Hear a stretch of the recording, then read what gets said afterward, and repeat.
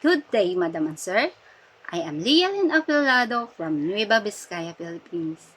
I am 40 years old, I am married, and I have 4 children. My eldest is 22 years old, and my second child is 13 years old, and my third child is 11 years old, and my youngest is 9 years old.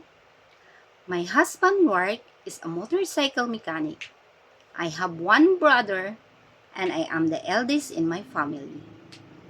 I have 2 years experience in my first employer as a domestic helper in Hong Kong. My duties and responsibilities was cooking, cleaning the house, washing and ironing the clothes. Also, I am taking care a 6-month-old baby boy. And in my second employer, I have 9 months only as a domestic helper in Hong Kong because my employer moving in Singapore for good. My duties and responsibilities was cleaning the house, washing and ironing the clothes. I am also taking care 3 children age 7, 4, and 6 months old when other helper, my sister-in-law, is cooking.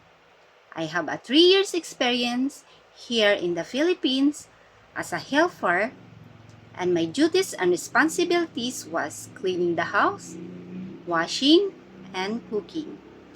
And I am also taking care of newborn baby. And I am also work at the school canteen here in the Philippines as a cook for 3 years. Madam and Sir, I am applying this job because I want to help my family financially. I want to give them a good future. I am a happy, flexible, and hardworking and independent person. If you choose me, I will promise that I will give my best. I will focus my duties and responsibilities to serve your family. Thank you very much and God bless.